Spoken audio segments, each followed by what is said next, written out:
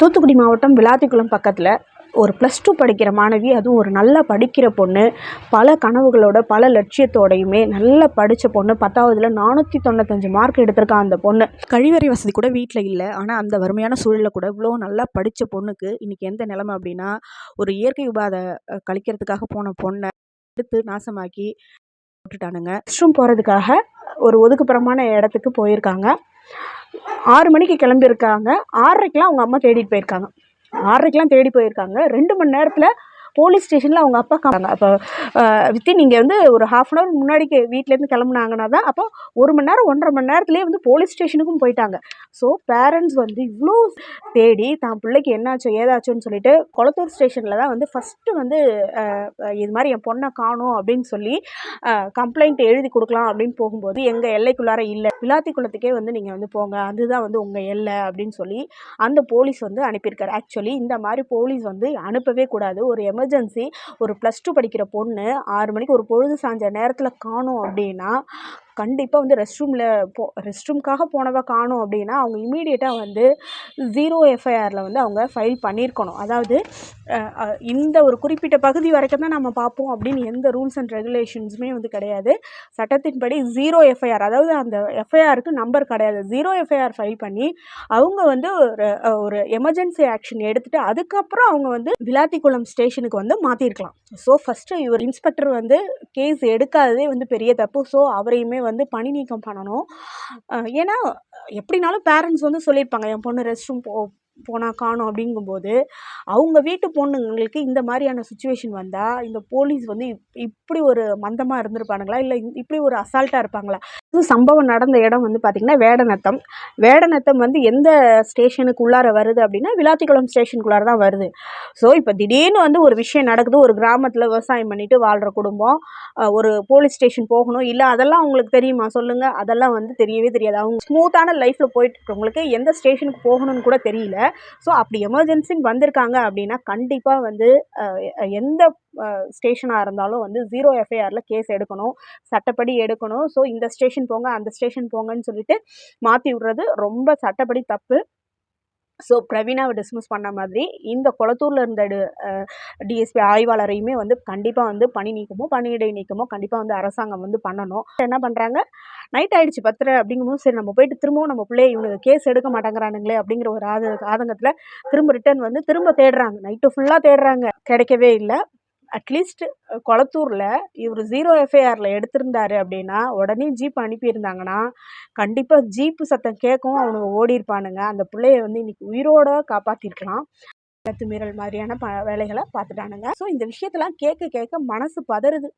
மாதராய் பிறப்பதற்கே நல்ல மாதவம் செய்திடல் வேண்டும், பெரிய தவம் பண்ணாதான் வந்து பொண்ணுங்களாவே பிறக்க முடியும் அப்படின்னு சொல்லிட்டு தேசிய கவி தேசிய விநாயகம் பிள்ளை வந்து ஒரு பாட்டில் வந்து சொல்லியிருக்காரு. என்னை பொறுத்தளவு நாயாக பிறந்துடலாம், பள்ளியாக பிறந்துடலாம், கழுதையாக பிறக்கலாம், ஓகேங்களா, எறும்பாக கூட பிறக்கலாம். ஆனால் இந்த பொம்பளைங்களை மட்டும் பிறக்கவே கூடாதுங்கிறத வாரம் ஒரு நாள் இந்த செய்தி வந்துடுது. இப்போல்லாம் சமீபத்தில் குழந்தைங்கள பண்ணுறானுங்க, 70 வயசு 75 வயசு பொம்பளைங்களை கூட விடுறதில்ல. எல்லாத்துக்குமே அடிப்படையாக இருக்கிறது வந்து பார்த்திங்கன்னா இந்த போதைப் பொருள் தான். ஒன்று கஞ்சா போதையில் இருக்கானுங்க, இல்லை மது போதையில் இருக்கானுங்க. 2 விஷயமாக தான் இருக்குது. ஸோ இந்த டாஸ்மாக் அரசாங்கம் வந்து நடத்துது. ஸோ ஒவ்வொரு பொம்பளைங்களும் வந்து சரி வந்து தூங்க முடியாத ஒரு சூழ்நிலை, குடிச்சிட்டு ஒன்று வீட்டில் ரகலை பண்ணுறானுங்க, இல்லை அவங்க கடனாளியை ஆக்கி விட்டுறானுங்க, இருக்கிற நகையெல்லாம் விற்று கொண்டு போய் குடிக்கிறானுங்க. அப்படியும் குடிச்சிட்டு கம்முன்னு இருக்கானுங்களான்னு பார்த்தா இந்த மாதிரி சின்ன பிள்ளைங்க, கிழவி, பக்கத்து வீட்டு பொம்பளைங்க அப்படின்னு சொல்லிட்டு அத்துமீறல் பண்ணுறானுங்க. அது வரைக்குமே போயிடுது. ஸோ எதுக்காக அரசாங்கம் வந்து இந்த டாஸ்மாக் மாதிரி நடத்துது, இந்த கஞ்சா போதையை வந்து விற்கிறவனை பிடிச்சிட்டு போகிறாங்க, ஆனால் எங்கேருந்து வருது அப்படின்னு யாரையுமே வந்து அதை வந்து பிடிக்கிற மாதிரியே தெரியல. அப்போ அந்த டீலர் எடுக்கிறவன் எதுவும் பெரிய ஆளாக இருப்பானோ அப்படிங்கிறது தெரியல. அதாவது தமிழ்நாட்டுக்குள்ளார கொண்டு வர்றவன் பெரிய ஆளாக இருப்பானோ, பிடிக்க முடியாத ஆளாக இருப்பானோ, இல்லை அவன் எதுவும் வந்து அரசியல் தலையீடு உள்ள ஒரு பெரிய நபராக இருப்பானோ அப்படிங்கிறதெல்லாம் வந்து பொதுமக்களோட யோசனையாக இருக்குது. அரசாங்கம் வந்து ஃபஸ்ட்டு வந்து இந்த டாஸ்மாகை ஒழிச்சாதான் வந்து இந்த மாதிரி குற்றங்கள்லாம் வந்து கண்டிப்பாக வந்து குறையும். ஏன்னா வாரம் ஒரு நியூஸில் வந்து நம்ம பார்க்குறோம், பொண்ணுங்க வந்து தமிழ்நாட்டில் வந்து சேஃபாகவே இல்லை. பெண்களுக்கு பாதுகாப்பு கொடுங்க, போலீஸ் கஸ்டடியில் இருக்கிறவங்க வந்து சாகுறாங்க, இல்லை இவ்வளோ வந்து பொதுமக்களை வந்து ரொம்ப சீப்பாக நினைக்கிறாங்க. ஒரு கேஸுமே வந்து ஒரு ஒரு ஒரு உயிர் சம்மந்தப்பட்ட விஷயம். அது வந்து இந்த போலீஸ்க்கு புரியல அப்படின்னா, இவங்கலாம் வந்து எங்களுக்கு என்னத்த வந்து பாதுகாப்பு குடுக்க போறாங்க? நல்ல போலீஸ் அதிகாரிகளுமே இருக்காங்க. நம்ம எல்லாரையும் வந்து குறை சொல்லக்கூடாது. ஆனா, இவங்க அலட்சியம் பண்றவங்கலாம் இருக்காங்க அப்படின்னா, அவங்கள வந்து இப்ப பணியிடை நீக்கம் தான் பிரவீனா வந்து பண்ணியிருக்காங்க. பணி நீக்கம் தான் பண்ணியிருக்கணும் அவங்கள. பணி நீக்கம் பண்ணதோட இமீடியட்டா அவங்கள புடிச்சு ஜெயில்ல போட்டா, அடுத்தடுத்த போலீஸ்க்குமே வந்து கண்டிப்பா பயம் வருமா? வராதா? ஏன் வந்து அரசாங்கம் வந்து இத செய்ய மாட்டேங்குது? ஸோ பொதுமக்களோட உயிர் வந்து அவ்ளோ சீப்பா போயிடுச்சா? ஏழைகள்னா வந்து உங்களுக்கு வந்து அ கேட்க கேட்க நாதி இல்லாதவங்க போராட்டம் பண்ணி தான் ஒரு நடையும் வந்து நாங்க வந்து பணத்த வாங்க மாட்டோம். எங்களுக்கு குற்றவாளிய கண்டுபிடிங்க. அப்படின்னு போராடி தான் வந்து எங்களுக்கான நீதிய வந்து பெற வேண்டிய சூழ்நிலையில வந்து தமிழகம் இருக்கு. ஸோ இதுக்கு அடிப்படை காரணமா இருக்கிறதே வந்து பார்த்தீங்கன்னா, போதை கலாச்சாரம் தான். ஸோ இப்போ பொண்ணுங்களும் குடிக்க ஆரம்பிச்சுட்டாங்க. இத நீங்க வந்து இழுத்து மூடி தான் ஆகணும். இதெல்லாம் வந்து ஊர் மக்களும் வந்து சேர்ந்து தேடியிருக்காங்க. ராத்திரி ஃபுல்லா வந்து தேடியும் அந்த புள்ள வந்து கிடைக்கவே மறுநாள் காலையில போயிட்டு இவரு விளாத்திக்குளத்துல அவங்க அப்பா திரும்பவும் வந்து அனைத்து மகளிர் காவல் நிலையத்துல வந்து கம்ப்ளைண்ட் குடுக்கலாம் அப்படின்னு பார்த்தா, அவரு அந்த பொம்பள என்ன பேசிருக்கு பிரவீனா, எவன் கூடயாவது ஓடியிருக்கும். அது ஃபோட்டோவ போடுறேன் பாருங்க. ஆனா முகத்த பிளர் பண்றான். நல்லா ஃபுல் மேக்கப்பு, லிப்ஸ்டிக்கு எல்லாம் போட்டுட்டு இருக்கு அந்த பொம்பள. வாய் கூசாம ஒரு 17 வயசு பொண்ண பெத்த பொண்ண வந்து இது மாரி ரெஸ்ட் ரூம் போற இடத்துல காணோம் அப்படின்னு வந்து சொல்லும்போது, கொஞ்சம் கூட வாய் கூசாம அவன் கூடயாவது ஓடியிருக்கும்னு சொல்றான்னா, அப்ப அந்த பொம்பளையோட கேரக்டர் வந்து எந்த மாரியான இருக்கும்? இந்த பொதுமக்கள வந்து எவ்வளோ ஒரு கேவலப்படுத்துறாங்க. ஒரு பெத்தவங்கள அதுவும் ஒரு நல்லா படிச்சு ஸ்கூல் செகண்ட் வந்து 495 மார்க் எடுத்து பெத்தவங்கள பெருமைப்படுத்தின பொண்ண, எவன் கூடயாவது ஓடியிருக்கும் அப்படின்னு சொல்லி ஒரு அசிங்கப்படுத்துறது, அவமானப்படுத்துறது அப்படிங்கிறது எவ்வளோ திமிரு! அப்ப எவ்வளோ அதிகார திமிரு அப்ப அந்த பொம்பளைக்கு. பிரவீனாவுக்கு அவங்களெல்லாம் வந்து கண்டிப்பா வந்து பணி நீக்கம் தான் பண்ணணும். கண்டிப்பா ஜெயில்ல போடணும். அலட்சியப்படுத்தவும், திரும்பவும் வீட்டுக்கு வந்து திரும்பவும் தேடியிருக்காங்க. அதுக்கப்புறம் வந்து பார்த்தீங்கன்னா, ஒரு மத்தியான நேரத்தில எந்தெந்த இடத்துல தேடினாங்களோ, அந்த இடத்துலயே வந்து பார்த்தீங்கன்னா, போட்டு போயிருக்கானுங்க. இத பண்ணவன் கண்டிப்பா வெளியூர்காரனா இருக்காது. ஒருத்தனும் பண்ணியிருக்க மாட்டான். ஏன்னா, உடம்பு ஃபுல்லா வந்து நகைக்கீறல்கள் வந்து நெறைய இருந்திருக்கு. ஸோ, ஒருத்தவனும் கிடையாது. 2, 3 பேர் அந்த இடத்துல அந்த காட்டுப்பகுதியில உட்காந்து குடிச்சிருப்பானுங்க. இந்த பொண்ணு அந்த பக்கம் போயிருக்கு. அவனுங்க போதையில இருந்ததுக்கும் நல்லா இவனுங்க இந்த பொண்ண வந்து புடிச்சு பண்ணி இது பண்ணிட்டானுங்க. வெளியில விட்டா நம்ம பேர சொல்லி நம்ம மாட்டிப்போம் அப்படின்னு சொல்லிட்டு தான் கழுத்த நெரிச்சிருக்கானுங்க. கழுத்து எலும்புலாம் வந்து உடஞ்சிருக்கு. ஸோ யாருனா 2 பேர் வந்து கைய புடிச்சிருக்கணும். ஏன்னா நெகக்கீறல் இருக்கு. தன்னை ப்ரொடெக்ட் பண்ணிக்கிறதுக்காக அந்த பொண்ணு வந்து திமிறிருக்கலாம். தனியார் நியூஸ் சேனல்ல வந்து +2 படிக்கிற பையன கொண்டு போயிட்டு விசாரிச்சுட்டு இருக்காங்க அப்படின்னு சொல்லிட்டு ஒரு சில நியூஸ்லாம் வந்து வருது. ஸோ குற்றவாளி யாருன்னு சொல்லிட்டு கவர்மெண்ட் வந்து கண்டுபிடிச்சு இவங்க தான் சொன்னாதான் அப்படிங்கிறது நமக்கு புரியும். ஆனா +2 படிக்கிற பையனா 18 வயசு ஆகல அப்படின்னு சொல்லிட்டு வெளியில விட்டுருவாங்க. நிர்பயா கேஸ்ல வந்து வெளியில விட்டாங்க பாருங்க ஒருத்தவன. 18 வயசு ஆகிறதுக்கு இன்னும் 6 மாசம் இருக்கு. 17 1/2 வயசு தான் ஆகுது அப்படின்னு சொல்லி விட்டாங்க பாருங்க. அந்த மாதிரியான விடுறதுக்கும் வாய்ப்பு இருக்கு. குற்றவாளிகள கண்டுபிடிச்சா தான் வந்து நாங்க வந்து டெட் பாடிய வாங்கிப்போம் அப்படின்னு சொல்லிட்டு அவங்க பேரண்ட்ஸுமே வந்து போராட்டம் பண்ணியிருக்காங்க. கனிமொழி வந்து இங்கேருந்து போயிருக்காங்க. கனிமொழி எல்லாம் வந்து விரட்டி விட்டுருக்காங்க.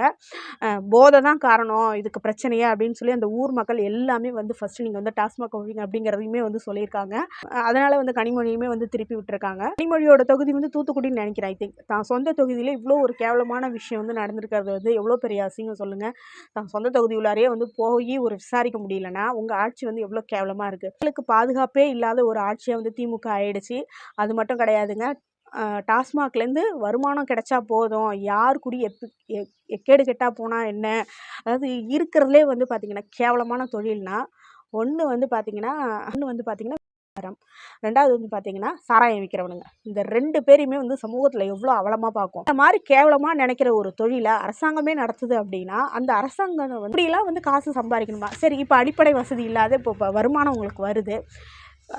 கழிப்பறை வசதி கிராமங்கள் தோறும் யார் யாருக்கெல்லாம் இல்லன்னா, நீங்க ஃப்ரீயா வந்து கழிவறை வசதி கட்டிக் குடுங்க எல்லாருக்குமே. மக்களுக்கு.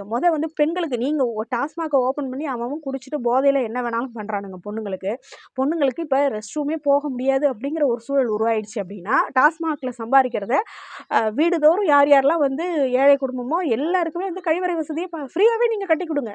அத விட்டுட்டு இலவசமா அத தரோம், இத தரோம்னா பெண்களுக்கு பாதுகாப்பு எங்க? முதலமைச்சரோட நேரடி கட்டுப்பாட்டில் இருக்கிற காவல்துறைக்கு ஒரு அவசரமாக அதுவும் வந்து இந்த பொண்ணுங்களை காணும் அந்த மாதிரியான கேஸ் எல்லாம் வந்து பார்த்திங்கன்னா இப்போ ஒரு டிலே பண்ணால் ஆதாரம்லாம் அழிஞ்சு போயிடும். அப்படியான கேசஸ்லாம் இருக்குது அப்படின்னா இது என் கட்டுப்பாட்டில் இல்லை அப்படின்னு எந்த காவல் நிலையமும் வந்து சொல்லக்கூடாது. 0 எஃப்ஐஆர் கண்டிப்பாக போடணும்.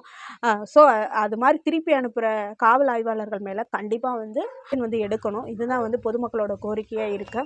ஸோ பொதுமக்களும் வந்து நீங்கள் கேட்கலாம், 0 எஃப்ஐஆரில் நீங்கள் இந்த கேஸ் எடுங்க, வந்து தேடுங்க, நீங்கள் வந்து எடுங்க அப்படின்னு சொல்லி இனிமேட்டு பொதுமக்களும் இந்த வீடியோவை பார்க்குறவங்க எனக்காவது உங்களுக்கு வந்து இந்த தகவல் வந்து கண்டிப்பாக வந்து பயன்படும். கண்டிப்பாக வந்து சொல்லுங்கள். குற்ற செயல்கள் வந்து எப்படி அதிகமாக இருக்குது அப்படிங்கிறத நான் வந்து உங்களுக்கு புள்ளி விவரத்தோடு சொல்கிறேன். போக்சோ சட்டம், ஓகேங்களா? போக்சோ சட்டம்னா சிறுமிகள்கிட்ட தப்பாக நடந்துக்கிறவனுங்க, குழந்தைங்க சிறுமிகள்கிட்ட, அந்த கேஸோட எண்ணிக்கையை நான் வந்து சொல்கிறேன். ஸோ இந்த டாஸ்மாக் போதையால் எங்கே கொண்டு வந்து நிப்பாட்டியிருக்கு அப்படிங்கிறத பாருங்கள். 2020 தமிழ்நாட்டில் 3090 கேஸ் இருந்திருக்கு. 2021 4465 அதிகமாக இருக்குது. அதாவது 1500 கேஸ் வந்து இன்க்ரீஸ் ஆகிருக்கு. 2028 4968 500 கேஸ் இன்க்ரீஸ் ஆகிருக்கு. 2023 4581, ஓகேங்களா? கொஞ்சம் கம்மியாகி 2024 6969, கிட்டத்தட்ட 7000 ஆயிருக்கு. இப்போ இந்த 5 வருஷ திமுக ஆட்சியில் 3000 கேஸ் இருந்ததில் 6000 ஆயிருக்கு. அது அப்படியே வந்து ரெட்டிப்பாக ஆயிருக்கு.